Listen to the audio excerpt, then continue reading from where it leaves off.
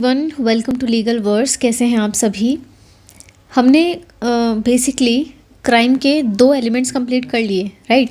एक हमने किया था कि ह्यूमन बीइंग होना चाहिए, सेकंड हमने किया था कि मेंस-रिया होना चाहिए, राइट। और मेंस-रिया में मैंने आपसे बात करी थी कि मेंस-रिया कब कब इम्पोर्टेंट होता है, कौन से ऐसे केसेस है, जैसे स्ट्रिक्ट लाइबिलिटी के ऐसे केसेस है जहाँ पर मेंस-रिया की ज़रूरत नहीं पड़ती। तो मैंने आपको कल ये बताया था मैंने आपको कि कुछ ऐसे ऑफेंसेस है जहाँ पर ज़रूरत नहीं पड़ती। ये एग्जांपल्स मैंने आपको दिए थे, पर मैं केस लॉ का नाम लिखना भूल गई थी, तो ये आप लिख सकते हैं। शेराज वर्सेस डी रुत्जर 1895 का केस है, राइट। तो इसके आगे बस ये लिख लेना, बाकी सब कंप्लीट था। अब हम बात करेंगे आज एक्टस रियस के बारे में। देखो, कल हमने किया था मेंस-रिया। मेंस-रिया में हमने क्या किया था कि ऐसा state of mind which is prohibited by law, यही हमने किया था। यहाँ पे हम क्या कर रहे हैं, एक्शन ले रहे हैं। एक्टस रियस में हम क्या ले रहे हैं, एक्शन ले रहे हैं, और वो एक्शन जो प्रोहिबिटेड बाय लॉ है, प्रोहिबिटेड बाय लॉ, ठीक है। ये कुछ चीज़ें हैं जो हम करने वाले हैं, इनकी एक्सप्लेनेशन है बेसिकली।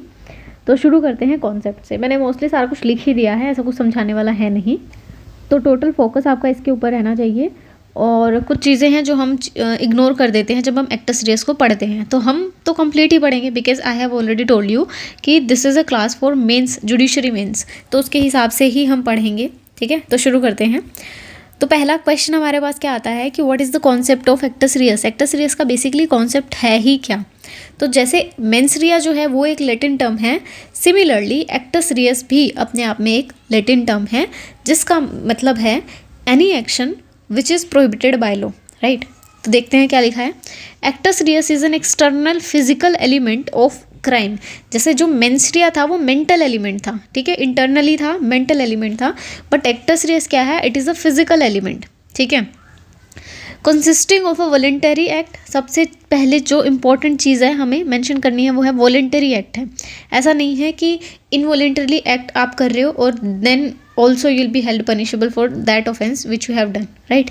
क्योंकि यहाँ पे वॉलेंटरीनेस है, इसलिए ही वो एक्टस रियस कहलाया जाएगा, अदरवाइज नहीं होगा वो एक्शन, राइट। और अ लीगली ब्लेम वर्दी ओमिशन, अब इसमें दो चीज़ें आती हैं, एक आता है इसमें एक्ट, एक्शन, और दूसरा, मैं पेन चेंज करती हूँ, वेट, एक आता है आपका एक्ट, ठीक है, और दूसरा आता है आपका ओमिशन।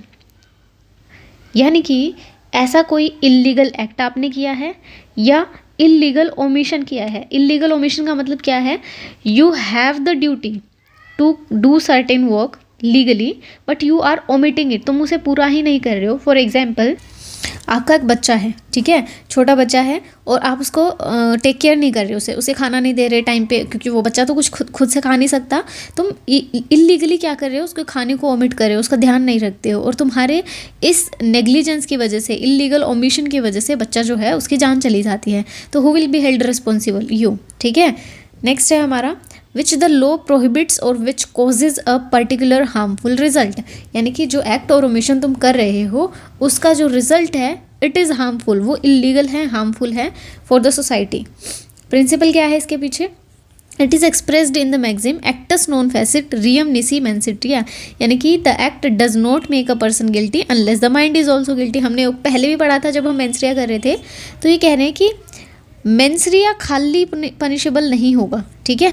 सिमिलरली जो एक्टस रियस है वो भी खाली पनिशेबल नहीं होगा। फॉर एग्जाम्पल, मैंने सेल्फ डिफेंस में किसी का मर्डर कर दिया, ठीक है, तो मेरी इंटेंशन वो नहीं थी, है ना, पर मैंने एक्ट किया है और इलीगल एक्ट है और प्रोहिबिटेड बाय लॉ भी है, और मैंने सारी चीज़ें फुलफिल की है, पर मेरी इंटेंशन नहीं है उस काम को करने की। तो even though I have done something wrong without any intention, without any negligence, तो वहाँ पे भी मैं गिल्टी नहीं होऊंगी, राइट। जैसे तुम मुझे कुछ पिला दो खाने में मिला के और इनवॉलेंटरली मैं किसी को हार्म कर दूँ, तो वो भी क्या होगा, एक्टस रियस नहीं होगा, ठीक है।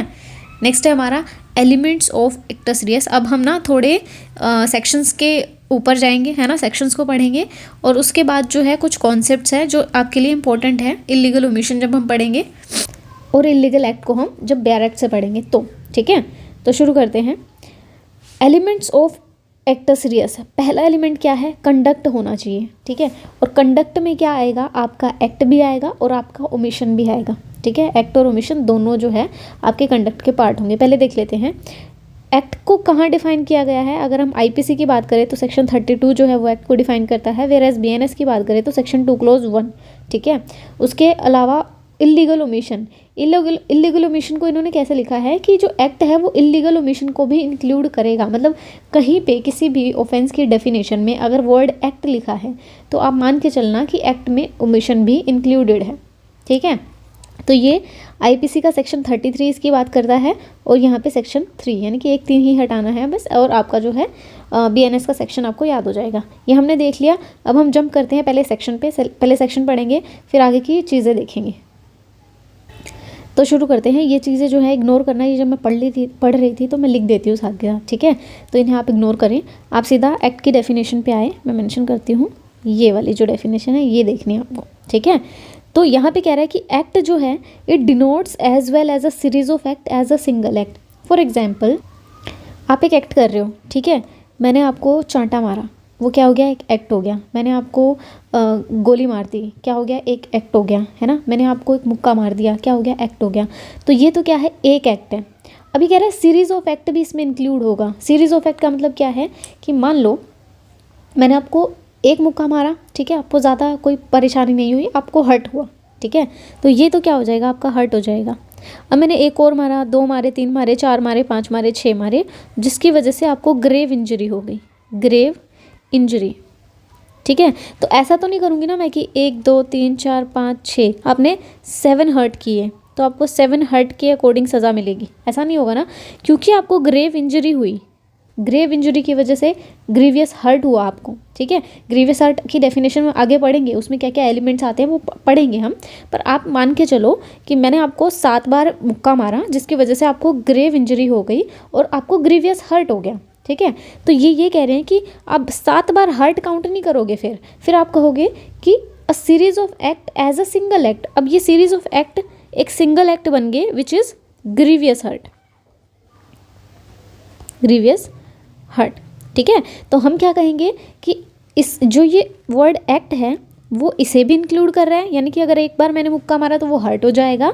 और सीरीज ऑफ एक्ट जब मिलके एक नया एक्ट बना देते हैं या नया एक ऑफेंस बना देते हैं तो उसे भी इंक्लूड करेगा, यानी कि ये सीरीज मिलके हमने क्या बना दिया, ग्रीवियस हर्ट बना दिया। तो ये भी क्या हो जाएगा, एक ऑफेंस हो जाएगा।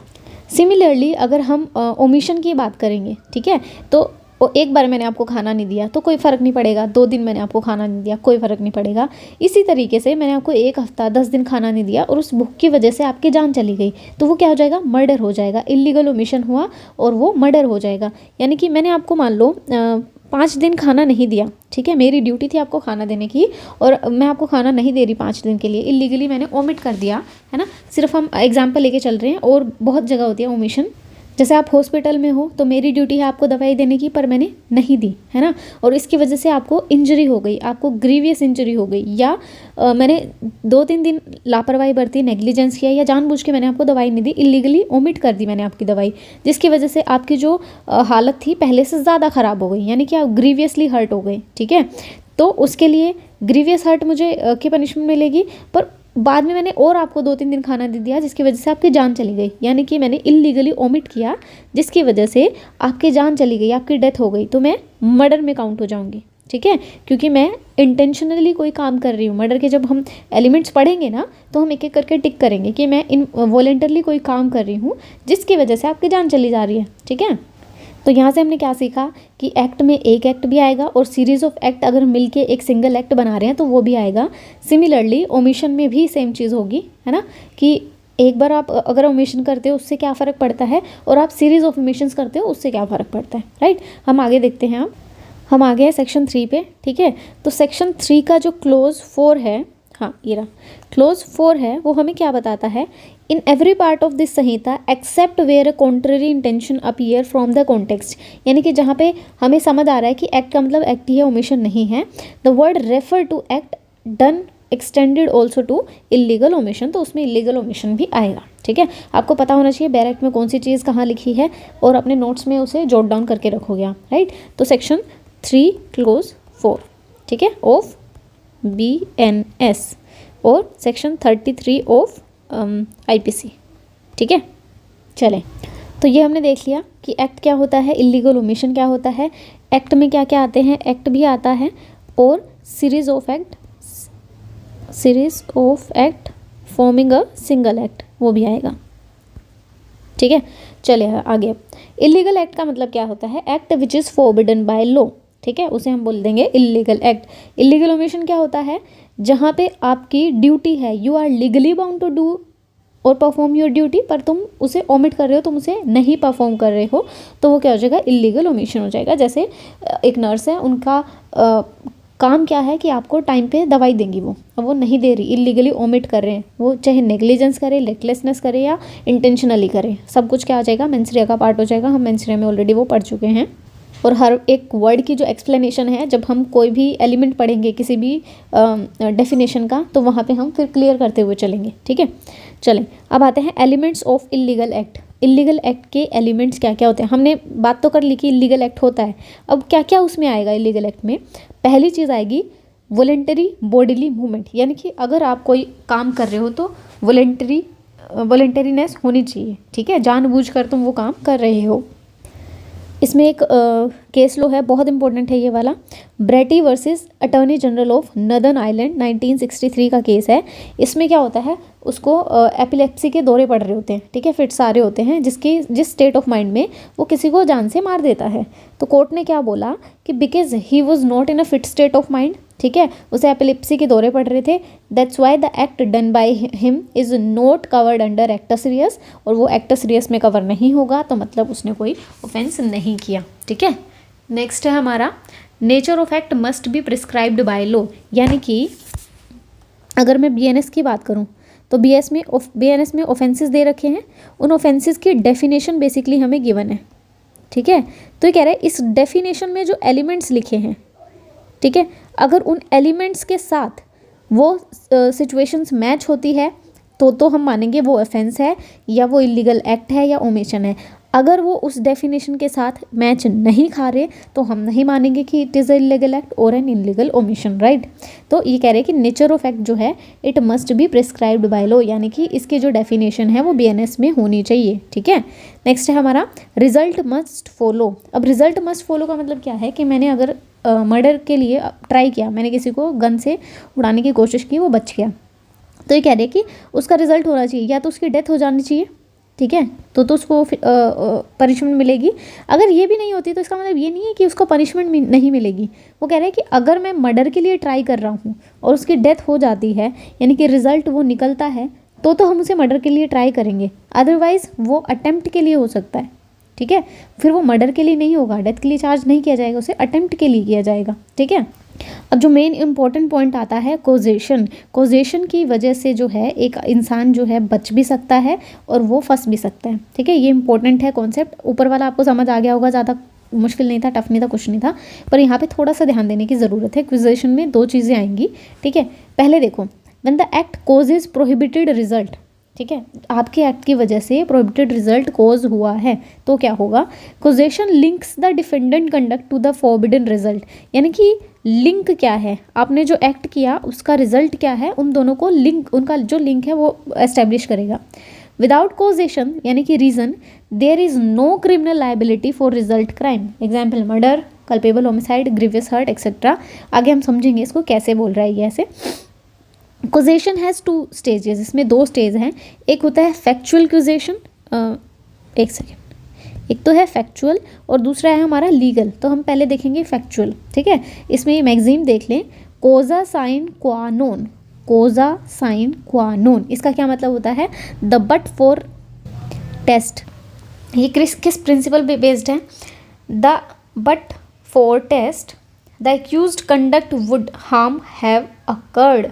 इसका मतलब क्या हुआ कि जो उसने हार्म कोज करने का सोचा था या वो करना चाह रहा था वो होना भी चाहिए। ठीक है, अगर ये टेस्ट जो है पास नहीं होता है तो फैक्चुअल कोजेशन अकर्ड होता है, अदरवाइज नहीं होता है।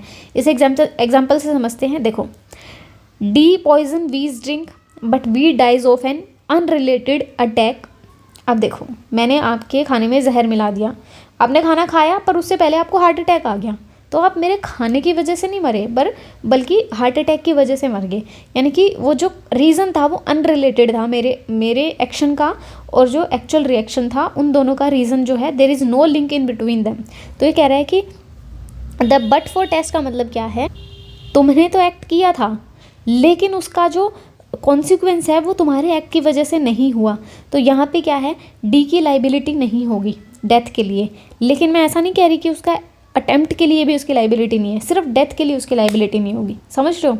दोबारा बताती हूँ, फैक्चुअल क्यूजेशन में क्या होता है, हम एक टेस्ट लगाते हैं but for test. But for test में क्या होता है कि अगर वो बट का जो रीज़न है, ठीक है, कि तुमने ये किया था लेकिन ऑफेंस जो है किसी और रीज़न से हुआ, राइट, तो अगर वो पास हो जाता है तो तुमने कुछ नहीं किया। लेकिन अगर वो पास नहीं होता है तो तुम्हारी लाइबिलिटी होगी। फॉर एग्जांपल, उसे हार्ट अटैक तो आया था लेकिन उसकी मौत जो है तुम्हारे ड्रिंक की वजह से हुई है, तो तुम्हारा एक्शन की वजह से रिएक्शन हो, तो क्या होगा, लाइबिलिटी होगी। ठीक है, एडमिनिस्टर्ड पॉइजन ये सारा हमने देख लिया कि किस तरीके से हैं। तो यहाँ पे क्या है, फैक्चुअल क्यूजेशन है, वो फेल हो जाता है, और ये केस है R versus White. It is a landmark judgement. ठीक है, लैंडमार्क जजमेंट देख लेना अपना। हम नोट भी देख लेते हैं। वही वाली चीज़ बोल रहा है ये कि अगर जो फैक्चुअल क्यूजेशन का जो रिजल्ट है ना, उस एक्ट का जो हम टेस्ट ले रहे हैं, अगर वो फेल हो जाता है तुम्हारी लाइबिलिटी नहीं होगी। दो अदर ऑफेंसेस जो है, अटेम्प्ट के लिए तुम लाइबल हो सकते हो लेकिन तुम एक्ट के लिए लाइबल नहीं होगे। ठीक है, नेक्स्ट है हमारा लीगल क्यूजेशन यानी कि प्रॉक्सिमेट टेस्ट। ये इंपॉर्टेंट है बहुत ज़्यादा, मतलब ऊपर वाला भी इंपॉर्टेंट था, मैं ये नहीं कह रही वो इंपॉर्टेंट नहीं है, पर यहाँ से क्या है, आपकी लाइबिलिटी जनरेट होगी। जैसे कि प्रॉक्सिमेट ऑपरेटिव कॉज, यानी कि तुम जो डेथ हुई है मान लो, या जो भी ऑफेंस हुआ है उसका जो रिजल्ट आया है उसका प्रॉक्सिमेट कॉज क्या था। देखो, फैक्चुअल क्यूजेशन में be satisfied by many link. ठीक है, whereas legal causation ask whether the defendant act are sufficiently connected to the result to hold them legally responsible. It filter out remote, accidental और supersede cause. अब देखो, ये कह रहा है कि डायरेक्ट लिंक जो है वह एस्टेब्लिश होना चाहिए। अगर तुम्हारे एक्शन की वजह से कुछ हुआ है, यानी कि तुम्हारा उससे डायरेक्ट लिंक है, तो तुम्हारी रिस्पॉन्सिबिलिटी होगी। एग्जाम्पल देखो, ये देखो, आर वर्सेस स्मिथ का केस था। इसमें क्या हुआ, सोल्जर ने स्टैब किया विक्टिम को। ठीक है, पुअर मेडिकल ट्रीटमेंट फॉलो हुआ, विक्टिम की मौत हो गई। अब ये प्रिंसिपल जो है ये कह रहा है कि even if the medical treatment was poor, उससे कोई फ़र्क नहीं पड़ता उसको अच्छे से मेडिकल ट्रीटमेंट मिला या नहीं मिला, पर रीज़न क्या था उसकी डेथ का, तुम्हारा स्टैब करना उसको। ठीक है, लेकिन एक्सेप्शनल सर्कमस्टांसेस में ये कंसीडर नहीं किया जाएगा। ठीक है, वो आगे हम बात करेंगे कैसे। देखो, even if the medical treatment was poor, if the original wound was still an operating and substantial cause. ये आपको याद रखना है कि what is the operating and substantial cause. उसकी डेथ का रीज़न क्या था, वो खाली बैठा हुआ था, है ना, उसको कोई बीमारी नहीं थी, उसको मेडिकल ट्रीटमेंट की ज़रूरत ही नहीं थी, वो मरता ही नहीं, लेकिन क्योंकि तुमने उसे स्टैब कर दिया तो वो मरा है। तो प्रॉक्सिमेट कोज क्या हुआ, तुम्हारा उसे मारना, right. D remains liable, D जो है लाइबल रहेगा। Medical negligence will not break the chain unless it is so independent. ये आपको याद रखना है, मतलब इंपॉर्टेंट है। ठीक है, केस तो भी याद रखना है, एग्जाम्पल के थ्रू आप इसे एक्सप्लेन भी करेंगे, और ये एग्जैक्ट लाइनें जो हैं आप अपने मेंस के आंसर में लिखोगे, it will be beautifully answered. ठीक है, क्वेश्चन जो है आपका कंप्लीट हो जाएगा। अब आता है हम नोवस एक्टस इंटरवीन। अब ये जो इंटरवीनियर्स होते हैं ना, ये अलग अलग हो सकते हैं, जैसे कि मेडिकल रीज़न हो गए, या नेचुरल कॉजेज हो गए, है ना, या वॉलेंटरी उसने कोई एक्ट कर दिया, मतलब मैं सुसाइड कर रही हूँ, यानी कि मैंने वॉलेंटरली कोई काम किया है। बहुत सारे रीजंस हो सकते हैं। पहले हम इसे देखते हैं क्या बोलता है ये कह रहा है कि एक new independent act after the defendant's act which break the chain of causation. ऊपर हमने क्या बात करी थी, जब हम प्रॉक्सिमेट कॉज देख रहे थे, तो यहाँ पे जो कॉज है ना उसकी चेन ब्रेक नहीं होनी चाहिए, यानी कि मेडिकल ट्रीटमेंट जो है उस चेन को ब्रेक नहीं कर रहा, पर यहाँ पे जो है चेन ब्रेक होगी। कैसे, कहाँ है, ये रहा, आर वर्सेस जॉर्डन का केस में देखते हैं। विक्टिम वॉज, देखो मैंने एक एक केस लिखा है तो एटलीस्ट ये तुम्हें याद रखना ही पड़ेगा। You don't have any option, you just have to revise every time you मतलब ओपन योर बुक। ठीक है, विक्टिम वॉज स्टैब्ड, विक्टिम को स्टैब किया गया। वुंड हील्ड भी हो गया, लेकिन डॉक्टर ने गलत जो दवाई है उसे दे दी, उस गलत दवाई को लेने की वजह से उसको अब डेथ हुआ। अब देखो, प्रॉक्सिमेट कॉज की अगर हम बात करें तो स्टैबिंग है दोनों केसेस में, बट ऊपर जो स्टैबिंग है उसकी वजह से उसकी डेथ हो गई है। Even though there was negligence in the medical treatment, but still it was not that gross कि उसकी डेथ ही कॉज हो जाए, ठीक है। तो प्रोक्सीमेट कॉज ऊपर के केस में क्या था, यानी कि जो हमने बात की थी ऊपर के केस में एयर वर्सेस स्मिथ में प्रोक्सीमेट कॉज ही उसका स्टैबिंग था, पर यहाँ पे प्रोक्सीमेट कॉज क्या है, उसे दवाई गलत दी गई। वहाँ पे तो नेग्लिजेंस था, यहाँ दवाई ही गलत दे दी गई। फिर the medical treatment is grossly negligent and independent overwhelming cause, it can be a novus actus, यानी कि एक नया कारण हो सकता है which has been chain breaker, ठीक है। इंटरवीन कर रहा है, वो चेन ब्रेक कर रहा है, जिसकी वजह से जो है उसकी डेथ कोज हुई है। तो यहाँ पे लाइबिलिटी नहीं होगी, राइट। तो लाइबिलिटी को एस्टेब्लिश करने के लिए ये जो है अलग अलग मैगजीम्स है, you have to remember them all, right. Next है हमारा फोर्सिबिलिटी एंड वॉलंटरीनेस, ये भी इंपॉर्टेंट है, ठीक है। फोर्सिबिलिटी का रूल जो है क्रिमिनल लॉ में इज़ वेरी वेरी इंपॉर्टेंट। कल भी हमने मेंस्ट्रिया के टाइम भी इसकी बात करी थी कि you are able to foresee the consequences, यानी कि क्या होने वाला है तुम्हें ऑलरेडी पता होगा। फॉर एग्जांपल मैं अगर तुम्हारे पेट में चाकू मार दूं तो फोर्सिबिलिटी का रूल क्या कहता है कि मुझे पता होगा कि अगर मैंने तुम्हें चाकू मारा है तो डेथ कॉज होना इज़ मतलब इज़ अ पॉसिबिलिटी, है ना, कि ये हो सकता है, डेथ कोज हो सकती है, ग्रीवियस हर्ट हो सकता है। यानी कि फोर्सिबिलिटी का रूल कहता है कि तुम्हें पता है कि तुम अगर कोई एक्शन कर रहे हो तो उसका रिएक्शन क्या होगा, right. Whether intervening act was a natural foreseeable consequence of the defendant's conduct if the foreseeable ये एन ऊपर हमने क्या पढ़ा था,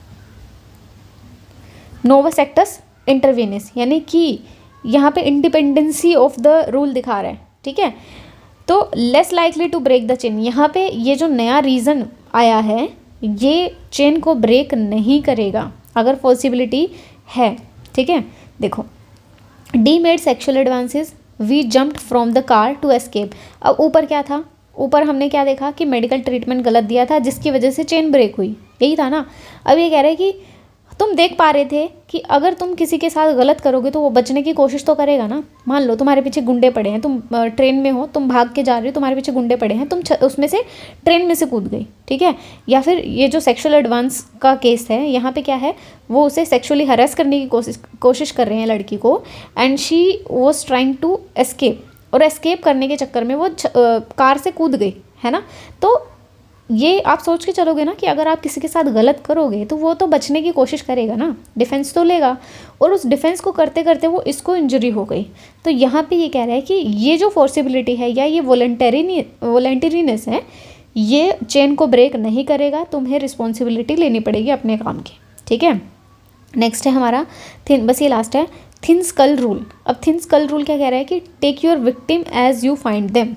अब ये इंपॉर्टेंट है, देखो, defendant liable even if the victim was unusually susceptible. जैसे कि इस केस में बेसिकली क्या हुआ था आर वर्सेस ब्लू में कि वो जो बंदा था, मतलब मान लो ए ने बी को स्टैब किया, ठीक है। अब बी जो है वो ये कह रहे कि भाई मैं ट्रांसफ्यूज़न कराऊंगा नहीं, ब्लड मैं किसी का लूँगा नहीं, क्योंकि अगर मैंने किसी का खून लिया तो मेरे धर्म के विरुद्ध हो जाएगा ये, और जिसकी वजह से उसकी डेथ कोज हो गई। अब जैसे हमने फर्स्ट रीज़न देखा था, कहाँ था, ये रहा, लीगल कॉजेशन, जब हमने नहीं प्रोक्सीमेट कॉज नहीं, factual,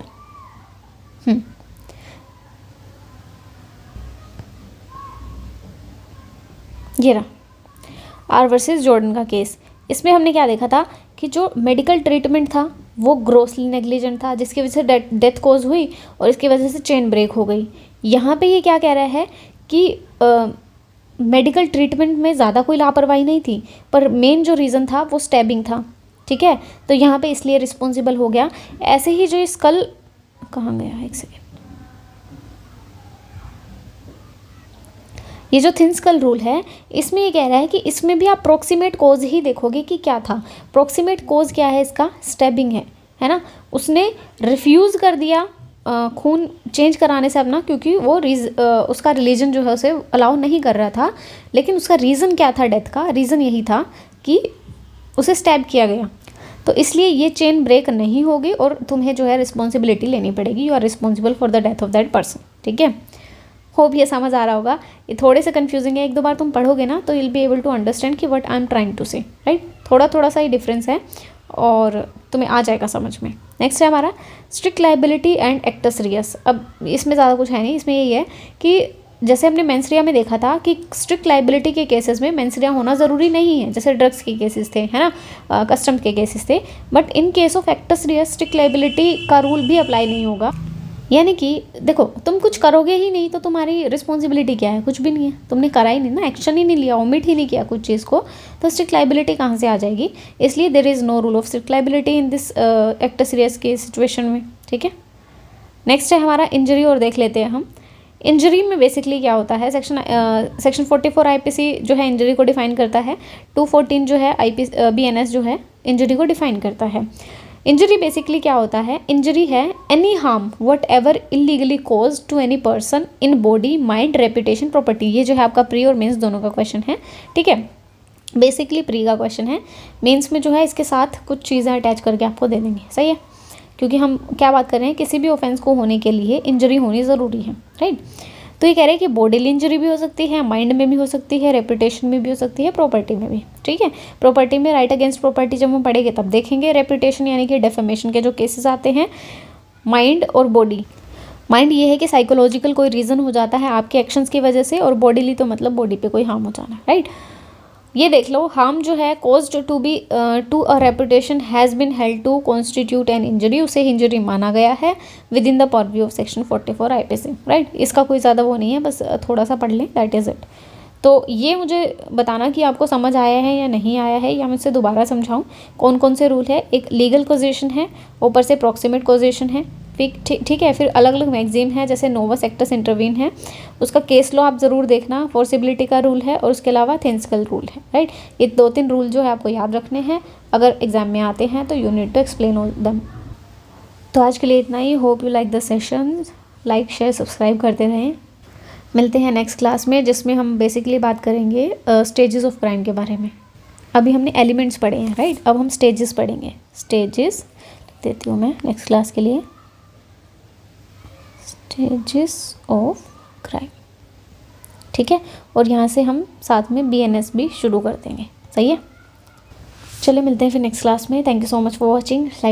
like share and subscribe, ये तो चलता ही रहेगा। Okay, bye bye.